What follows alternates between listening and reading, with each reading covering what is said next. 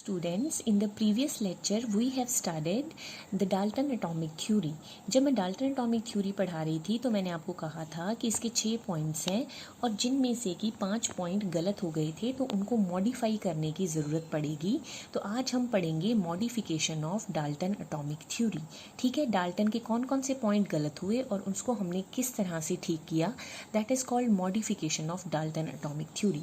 तो जैसा कि हमने डाल्टन एटॉमिक थ्योरी में पहला पॉइंट पढ़ा था कि matter is made up of extremely small indivisible particle called atom. पदार्थ जो है बहुत छोटे फर्दर डिवाइड ना होने वाले पार्टिकल से मिलकर बना है जिसको एटम कहते हैं। लेकिन ये जो वर्ड उसने यूज़ किया इनडिविजिबल, यहीं पे उससे गलती हो गई क्योंकि एटम जो है फर्दर डिवाइड हो सकता है प्रोटॉन, न्यूट्रॉन और इलेक्ट्रॉन में। आपको पता है एटम किसका बना होता है, प्रोटॉन, न्यूट्रॉन और इलेक्ट्रॉन का। तो एटम इनडिविजिबल नहीं है। तो ये जो इनडिविजिबल पर वर्ड उसने यूज़ किया था ये गलत हुआ, तो हमने उसको मॉडिफाई किया कि matter made up of extremely small particle called atom and atoms are further divided into protons, neutron and electron.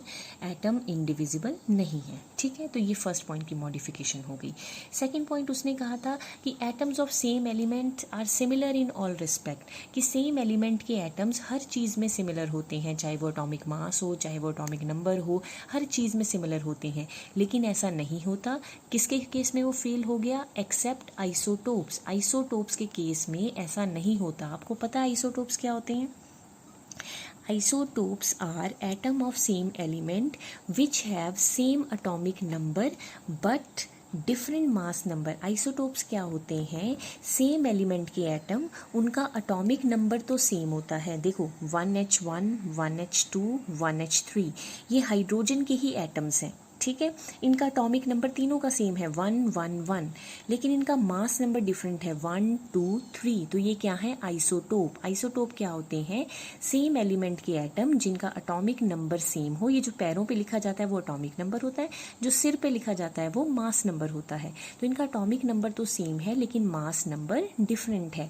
Dalton ने कहा था सेम एलिमेंट के एटम होंगे तो सब कुछ सेम होगा, लेकिन इनका तो सेम नहीं है। इसका मतलब आइसोटोप्स के केस में डाल्टन का सेकेंड पॉइंट गलत साबित हुआ। ठीक है, तो atoms of same element are similar in all respect except isotope, ये होगी उसकी मॉडिफिकेशन। तीसरा पॉइंट उसने बोला था कि atoms of different element are dissimilar in all respect, कि डिफरेंट एलिमेंट के एटम हर चीज़ में डिफरेंट होंगे, उनका अटोमिक नंबर, अटोमिक मास सब कुछ डिफरेंट होगा। लेकिन ये कहाँ पे फेल हो गया? Except isobars. आइसोबार्स के केस में ऐसा नहीं होता। तो यहाँ पे डाल्टन का तीसरा पॉइंट फेल हो गया। आइसोबार्स क्या होते हैं बेटा? आइसो का मतलब सेम, बार आप याद रखो कि वेट, भार से।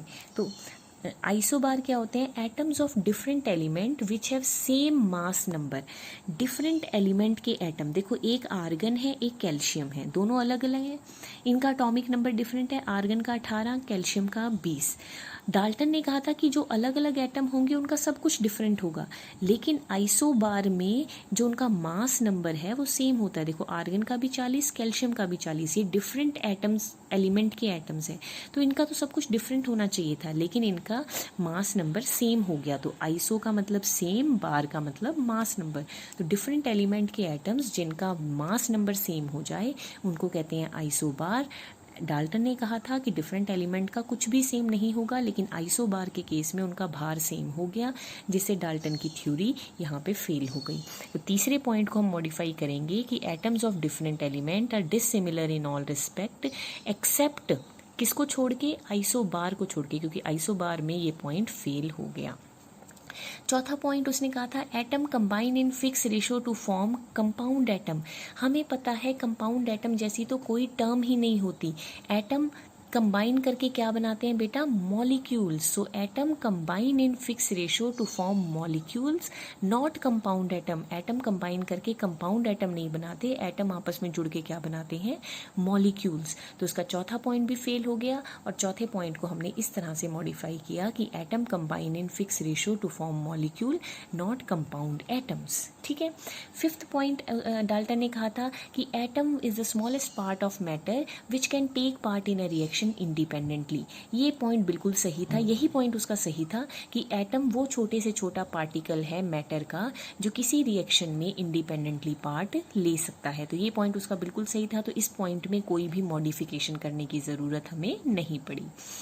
Last point is atom can neither be created nor be destroyed. Atom को ना तो तोड़ा जा सकता है ना बनाया जा सकता है, लेकिन हमें पता है कि ये पॉइंट कहाँ फेल हो गया, एक्सेप्ट इन न्यूक्लियर रिएक्शन। जो न्यूक्लियर रिएक्शन होते हैं जिनमें अटोमिक बॉम्ब बनाया जाता है, एटम बॉम्ब बनता है, न्यूक्लियर फिशन और न्यूक्लियर फ्यूज़न, आपने 10th में पढ़ा होगा यूरेनियम में न्यूक्लियर फ्यूशन और न्यूक्लियर फ्यूज़न वाला चैप्टर।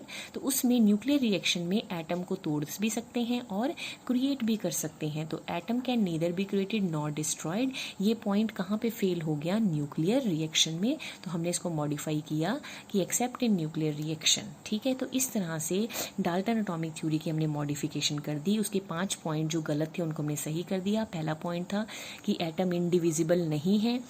एटम किस में डिवाइड होता है, प्रोटॉन, न्यूट्रॉन एंड इलेक्ट्रॉन में। सेम एलिमेंट के एटम हर चीज़ में सिमिलर नहीं होते, किस केस में, आइसोटोप्स में। डिफरेंट एलिमेंट के एटम हर चीज़ में डिफरेंट नहीं होते, किस में, आइसोबार्स में। एटम कंबाइन करके क्या बनाते हैं, मॉलिक्यूल्स। एटम स्मॉलेस्ट पार्टिकल है जो रिएक्शन में इंडिपेंडेंटली पार्ट ले सकता है। एटम को ना तो तोड़ा जा सकता है ना बनाया जा सकता है, लेकिन ये पॉइंट न्यूक्लियर रिएक्शन के केस में फेल हो गया। इस तरह से these are the modification of Dalton's atomic theory. I hope आपको ये पार्ट समझ आ गया हो, साथ ही साथ लर्न कर लें।